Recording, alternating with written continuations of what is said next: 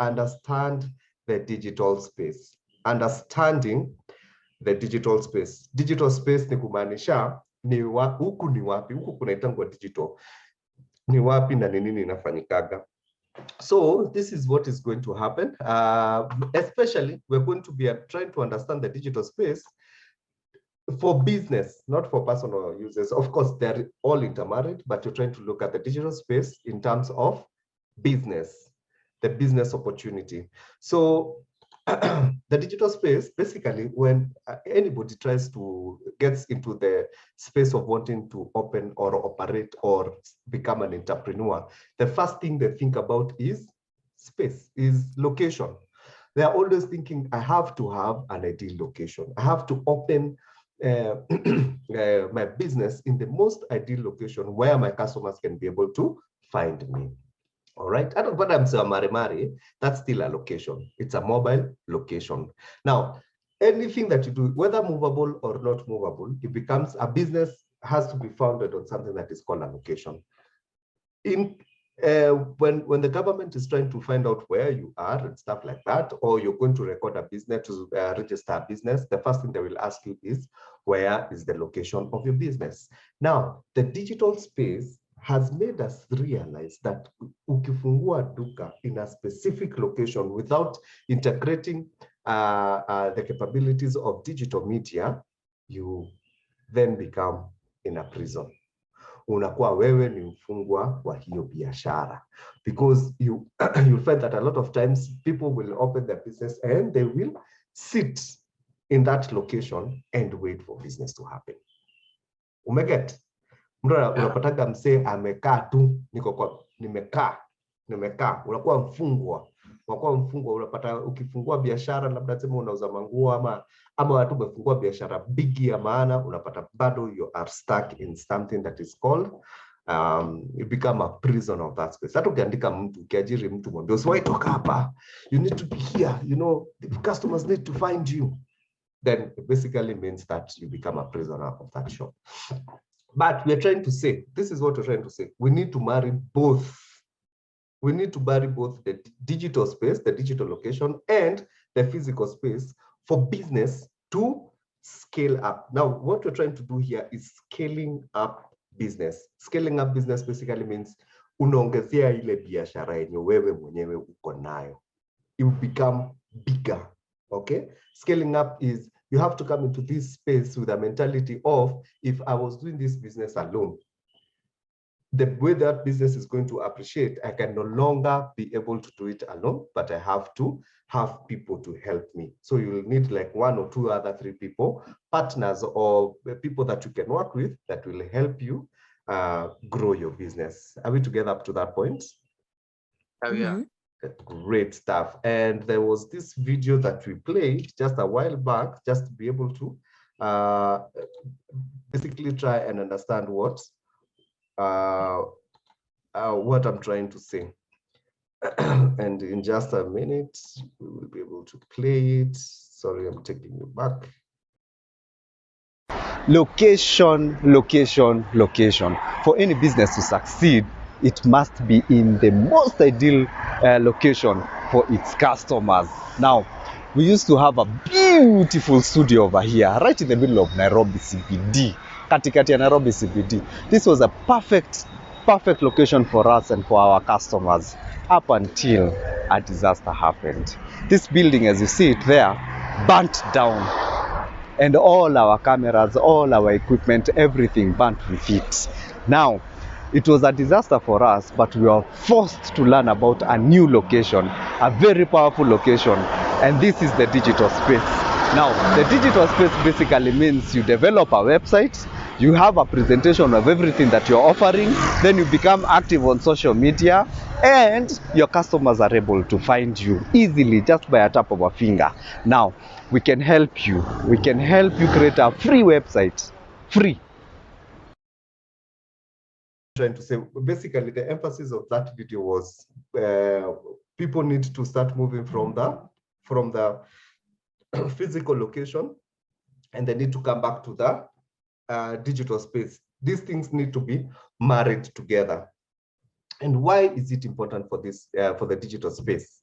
Now, the digital space, basically, and especially in Kenya, almost everyone has a smartphone. Almost everyone has a smartphone. And the most unfortunate thing, even you guys, I think at the moment, I'm just suspecting you're probably using your phone to join into these meetings. Now, you will find that also a lot of other people, what normally happens is that the first thing they do when they wake up is they turn to their mobile phones. Are we clear up to that point? Mm-hmm. Yes. So a lot of Kenyans have mobile phones, and I want to bring this to your attention. How many people, in terms of numbers, how many people do own and are able to access internet? Now, the total population of Kenya is, we have about 54.38 million people. 54.38 million people. The people who are living in the urban centers are about 28% of this number, 58 million people, all right?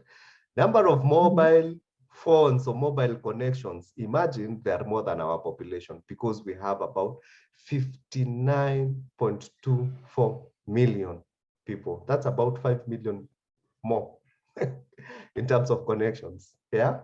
My assumption is, I mean, how come that we have 54 million people and now we have more people that have mobile phones than?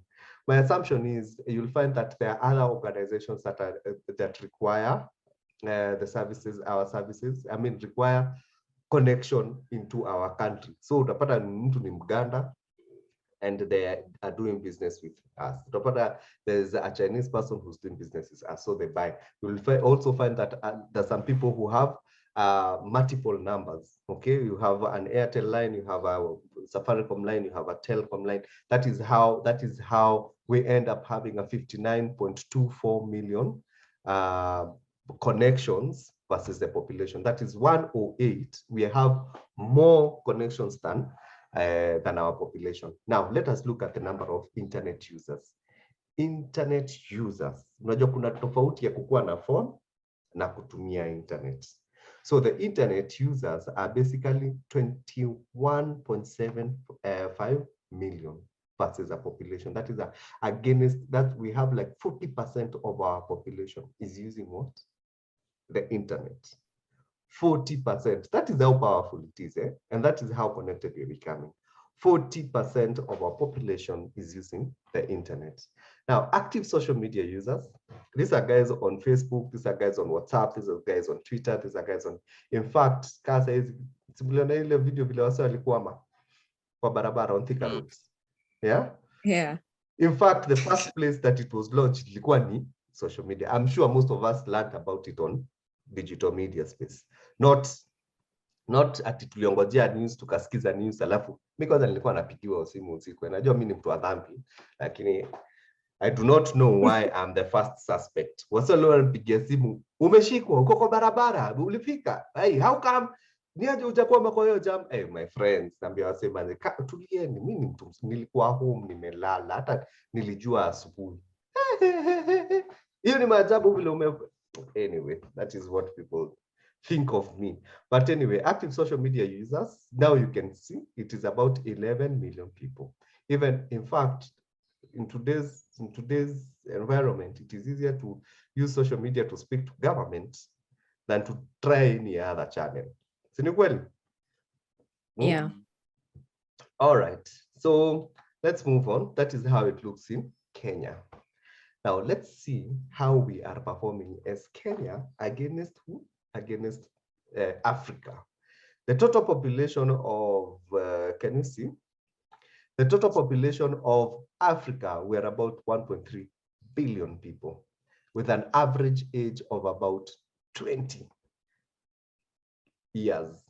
Yani watu wengi wenye average age, of course you guys understand. And then in Kenya, we are 51.8 million. We are that small. We're not even 10% with an average age of 18 years. Okay.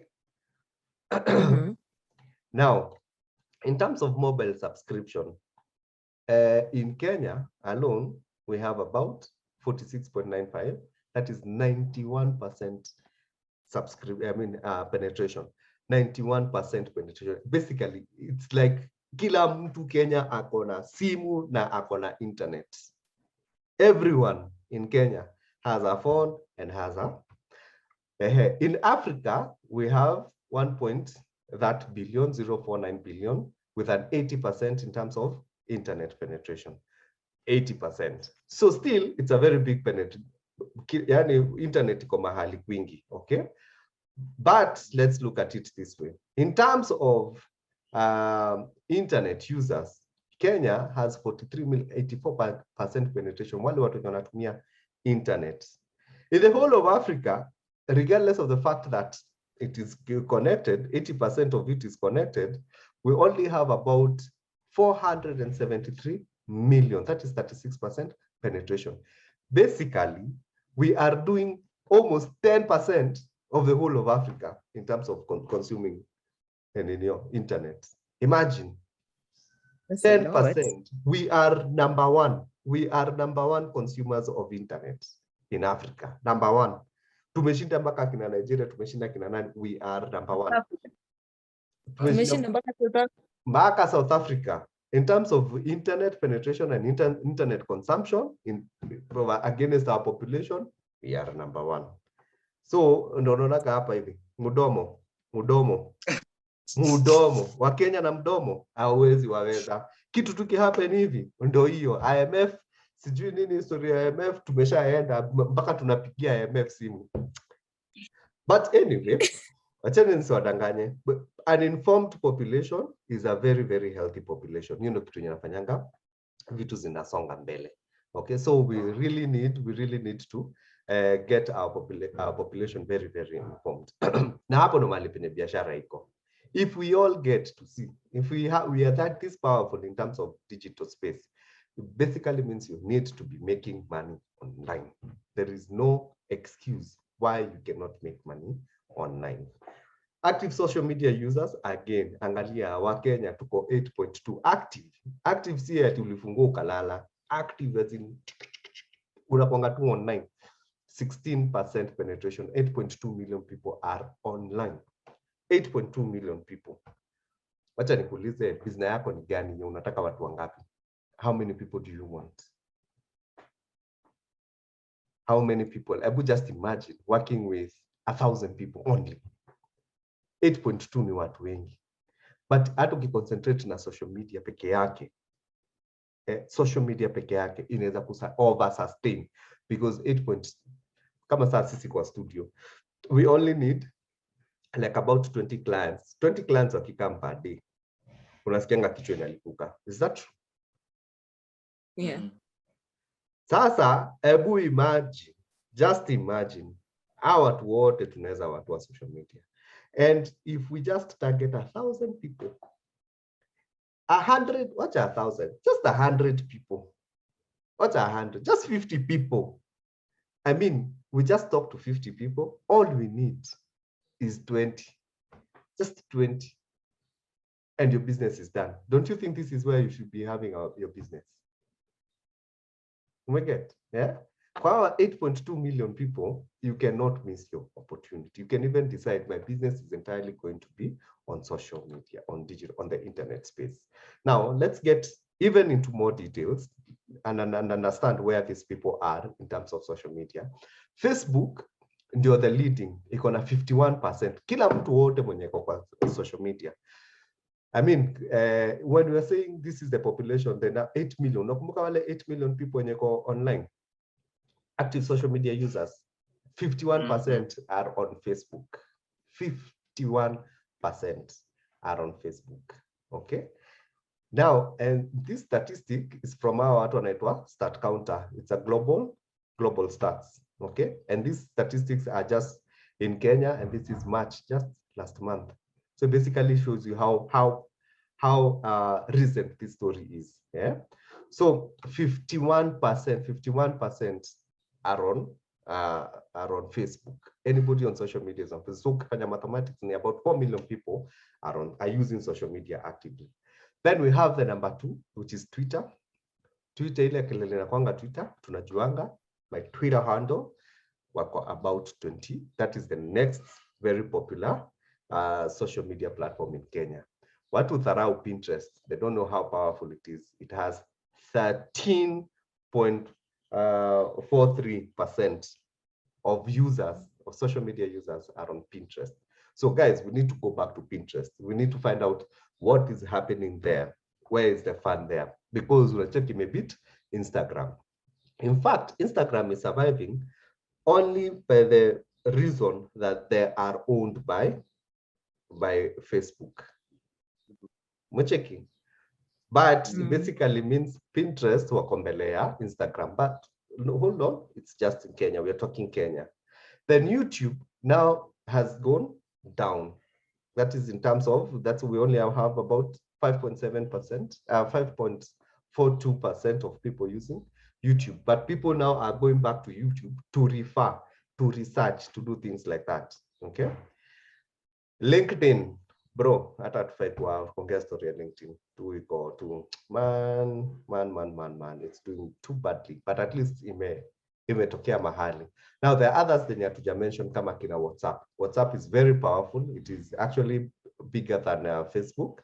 They're even bigger because everybody that has a smartphone is on WhatsApp. Okay, and we also have something that is called TikTok. TikTok now in Koazimu. It was not captured in this specific research, but TikTok is basically is rivaling all these social media platforms. Okay. So, and what is the behavior? What happens now when people go on social media? Would you believe that we have like an average, every person, everyone that is on social media spends about 3 hours every day. 3 hours on social media. 3. Ebu imagine, umeamka, you woke up at what time? Normally we work at 8 for 8 hours. Ndio, hiyo ndo masaa ya serikali. 8 working hours from 8 to piga 1 hour ya kucommute. So that's 10 hours. Ndio, uko kwa barabara, ndio kwa ninio. Haya, umefika home. So tuseme umetoka job 6, uko kwa jam for about 1 hour. Kitu kaa hiyo. Get mathrin and stuff. So tuseme by around 7 unafika home. Si ndio? Ukule, upige shower. Kutoka hiyo time, tuseme for example uingie social media 7 or 8, utatoka 11. Imagine. Utatoka 11. Isn't that powerful? Huyo msee, unataka kumwambia, yeah, you have the opportunity of just talking, and huyo msee anaweza kupatia imagine huyo msee tu kiweza kuminterest with 1 minute, just a 1 minute video, you can be able to close a business with that person. Huyo msee akiwa online, it is very easy to close business with that person. 3 hours is a lot of time. Na imagine tena amke 6, angalie simu for like about 1 hour na aendelee. Umecheki Those are a lot of hours that people are on social media. So basically, what are we trying to say? What we're trying to say is that huyu msee akiwa social media, akipiga hii kelele yote na nini, akiangalia mabeshte akiwa Facebook, you just need 1 minute to impress this person, then you grab their attention and redirect them to your website. Akikuja kwa website, remember, they're still 100% concentrating. Mwachikio sasa, that's the beauty of advertising on digital media. Mse akishika hivi simu, akili yake yote inakuanga hapo. Ukiweza ukiweza kumtoa, kumdirect, muonyeshe aya, by the way, ukiangaliaga hii, here is my business. This is something that I think will help you. And you drive them to the website. Bado akiwa hapa kwa hiyo simu, umdrive kwa website. What makes you think the chances of this person to purchase your product is akili yake iko 100% hapo. By the way, the secret is usimwachilie aende. By the time ameingia kwa website yako, they have to have an action. Normally in Kenya, people don't trust buying things online. Not yet. We will get there, but not yet. Right now, how people are behaving in Kenya, your best option is to make sure that you have captured their contacts so that you're able to call them and communicate with them later. Does that make sense? Yeah. Okay, so wapige kelele hapa kwa social media, enda uibe mse kutoka kwa Facebook ama kwa WhatsApp, mdirect umpeleke kwa website. So website yako itafilter wale wase wa serious na wale wase jokers. Wakiingia kwa website, then that is how they are able to probably just try as much as you can to collect that contact so that you can talk to this person later. Great. Now, how do we do that? How are you able to now connect the website and your social media? Now, this is a screenshot of normally what happens, how Facebook looks like when it is playing. Umeget? It's ile una scroll. Utapata advertisement inakaa kitu kama hii. Is that correct? So ukishapata, mostly utapata zenye ziko sponsored. That basically means it's a business trying to approach you. Hapa hivi chini ya mali imeandikwa about 8 months ago, utapata imeandikwa mostly sponsored. Now, the moment they see that advertisement, it can be a video, it can be a photo, just like this one is. There will be a small button here. Normally, this button you'll find imeandikwa offer, ama learn more, ama get offer, ama you know, there are those terms that you'll always find here. This is the link between your social media and your website. This is the connection. This is where the marriage comes between social media and your website. Are we together up to that point? Whether you're on Instagram, Twitter, this is your connector. Tuhamwe? Yeah. Very good. So basically what we're trying to say, the essence of the whole of this program or the whole of this course is to learn how to marry this social media to your website. And once people get into the website, they need a call to action. The call to action is, please ensure that you get the contact of this person so that you can be able to talk to them a bit later. Now, in essence, in short, this is what we are saying. You have an opportunity, and your opportunity online is that you have so many people on digital media, as you can see. Are you able to see?